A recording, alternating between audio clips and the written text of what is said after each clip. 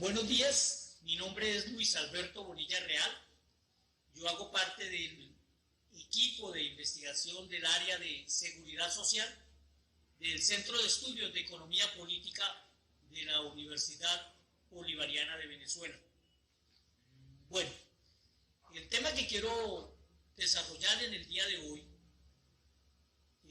tiene que ver con este momento de pandemia, pero de cara al mundo del trabajo, porque además de la pandemia venimos padeciendo las consecuencias de una guerra económica, es decir, es el atentado diario que el imperialismo norteamericano hace en contra del gobierno, del Estado y del pueblo venezolano.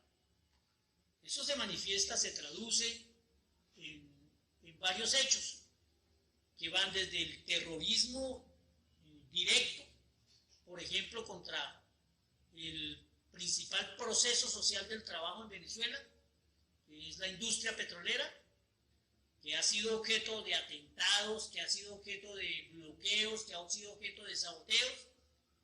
Eso también se traduce en el saqueo, en el robo de los recursos de los venezolanos y las venezolanas. Ahí están los bancos en Inglaterra tratando de robarse el oro de los venezolanos. Y ahí está el imperialismo detrás del robo de Citgo. Ahí está el gobierno títere de Colombia detrás del robo de monómeros colombo-venezolanos. Empresas y recursos estos que se cuantifican en miles de millones de dólares con los que ya no se cuenta para educación, para salud, para alimentación, etcétera, etcétera, etcétera. Pese a eso, y además de una situación interna, porque la oposición apátrida también juega un papel con el apoyo del imperialismo norteamericano y golpea la economía, ha golpeado la economía. La inflación inducida que padecemos ha prácticamente aniquilado el valor de la moneda nacional, hasta el punto que el salario de los venezolanos y las venezolanas está totalmente destruido. Pero no es lo único, también hay acciones de acaparamiento, también hay contrabando de extracción, también hay saboteos específicos a sectores productivos claves, por ejemplo el de la alimentación, donde se atenta contra el suministro de materias primas, se atenta contra la posibilidad de recuperar maquinarias, equipos, para continuar produciendo. Pese a eso, el modelo que ha implementado Venezuela para afrontar la pandemia ha sido exitoso. Venezuela, en el contexto latinoamericano, es de los países, junto a Nicaragua, junto a Cuba, que menos casos reporta, menos casos ha tenido, ¿sí?, en esta pandemia tan terrible, y por supuesto menos muertes. Eso habla muy bien del enfoque que se ha tenido, el modelo que se ha implementado con la participación protagónica de la comunidad a través de sus ASIC, a través de sus centros centinela. Los protocolos que se activan una vez se reconoce un caso han sido eficientes. Igual los protocolos que se tienen en el caso de los hermanos venezolanos y venezolanas que están retornando al país. Entonces miren cómo es muy interesante esto, porque en ese contexto de guerra económica nos llega la pandemia. Y es precisamente lo que queremos empezar a estudiar, empezar a analizar. Nosotros somos conscientes que esta es una primera mirada, pero allí está sucediendo cambios muy interesantes. Entonces, precisamente queremos empezar a mirar en esa relación salud, trabajo, ambiente, en ese proceso social del trabajo, ¿qué está pasando? ¿Qué está sucediendo producto de esto? Lo primero que queremos señalar es que es preciso que redefinamos las categorías tradicionales que hemos utilizado para tratar de entender esa relación. Porque no nos sirve, ¿sí? Porque quedaron desactualizadas o su enfoque ya no nos explica lo que está sucediendo. Por ejemplo, la categoría salario. La categoría salario se entendía era la forma de ganarnos la vida. Entonces, yo laboro para una empresa 8 horas diarias durante 5 días a la semana y a cambio de eso recibo mi salario y con ello soluciono las necesidades básicas mías y las de mi familia. Bueno, esa categoría tal como la entendemos y la hemos entendido hasta ahora no es suficiente para saber qué está pasando en Venezuela, porque el salario prácticamente, como les explicaba, desapareció. Entonces, ¿qué le sucede a un país donde sus trabajadores y trabajadoras ya prácticamente no devengan un salario o un salario que es absolutamente insuficiente? Pues lo siguiente sería un estallido social. ¿Y por qué no se ha dado? ¿Por qué las empresas, por lo menos las empresas públicas venezolanas, continúan funcionando? Entonces, ahí es donde tenemos que redefinir esas categorías. Creemos que, por ejemplo, en el caso del salario, vale la pena retomar los aportes del profesor Ludovico Silva. Él citaba a Mandel, hablando sobre qué debe ser el salario en una sociedad en transición al socialismo, hacia dónde debe tender. Y él planteaba que el salario debe dejar su lugar y ocupar ese lugar que inspira el salario. El salario es lo que nos motiva en una sociedad capitalista laboral, en una sociedad en transición, es el servicio consciente, dice el profesor Ludovico, retomando a Mantra. Entonces el salario pasa a ser, o mejor, la relación del trabajador con su centro de trabajo es una labor que se entiende de otra manera. Es una labor en provecho social. Eso explicaría por qué una empresa como la que yo trabajo, la CanTV,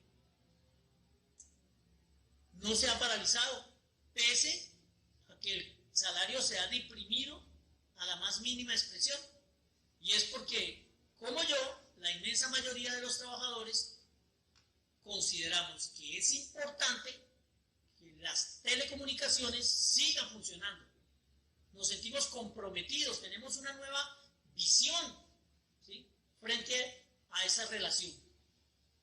Y buscamos y recibimos la solución de nuestras necesidades básicas a través de otros mecanismos, que son precisamente los que ha implementado el gobierno revolucionario. Entonces, periódicamente recibimos un aporte en alimentos, los alimentos a través del sistema CLAP. Por supuesto, no son suficientes, no satisfacen el 100% de nuestras necesidades, pero nos ayudan a no padecer hambre. También recibimos bonos económicos, ¿sí?, que no tienen que ver con la relación laboral. Tenemos gratuidad en algunos servicios, en salud, en educación. Hay importantes subsidios en servicios públicos, el servicio de transporte del metro o el servicio de transporte en nuestras principales ciudades, en los buses estatales, tiene un costo prácticamente simbólico. Y, bueno, no cubren el 100% y por eso caemos en manos de los especuladores cuando tenemos que recurrir a los privados. Ese hecho hace que entonces el salario, como lo entendemos, pase a una segunda plana y establezcamos una nueva forma de relacionarnos en el trabajo, donde ya el resorte principal, la razón de ser, no es el salario, sino empiezan a aparecer otras motivaciones, como bien lo anotaba el profesor Ludovico Silva. Pero no es la única categoría. Está la categoría, por ejemplo, centro de trabajo. Entonces, el centro de trabajo como lo hemos entendido, para una muy buena parte de los trabajadores desaparece. Y aparece un nuevo centro del trabajo, que es el hogar del trabajador. Producto de la pandemia, cientos, miles de trabajadores empezaron a implementar lo que se conoce con el nombre de teletrabajo y que en la KenTV nosotros hemos llamado el teletrabajo seguro y saludable. Entonces, ya no es el centro para un grupo de trabajadores donde nuestras normas, por ejemplo, en salud laboral, estaban diseñadas para atender y prevenir las enfermedades ocupacionales a través de los servicios de seguridad y salud en el trabajo, a través del comité, los delegados de prevención, de un programa que fue pensado para ese centro de trabajo. Ahora tenemos que pensarlo para un centro de trabajo de un trabajador. Bueno, ese trabajador antes tenía el delegado o delegada de prevención que le ayudaba en el diagnóstico, en la evaluación y en el control de los procesos peligrosos. Bueno, como él va a estar solo, a él le va a tocar asumir las funciones de delegado y va a ser él quien nos ayude al Servicio de Seguridad y Salud en el Trabajo, nos aporte para la elaboración del programa de seguridad y salud en el trabajo y de los elementos para construir el diagnóstico, la evaluación y el control de los procesos peligrosos. Otra categoría sería la categoría jornada de trabajo. No puede ser que retrocedamos, ya conquistamos después de una larga lucha una jornada de 8 horas, 5 días a la semana, con 2 días de descanso. ¿Qué está sucediendo en este momento de pandemia? Muchos de nuestros compañeros y nosotros mismos empezamos nuestra interacción en las primeras horas del día. Y a muchos nos sucede que son las 10, 9 de la noche y todavía estamos respondiendo a actividades laborales. Igual o independiente si es sábado o si es domingo. Eso hay que regularlo, eso hay que discutirlo. ¿Cómo va a ser la jornada de trabajo en ese nuevo centro de trabajo y en esa nueva lógica de teletrabajo? ¿Quiénes son los responsables de proveer? Por supuesto que el empleador. ¿Y en qué términos? Las herramientas, los equipos, lo que se necesita para desarrollar el trabajo. El mobiliario mismo, un computador, el servicio de internet, le corresponde al empleador.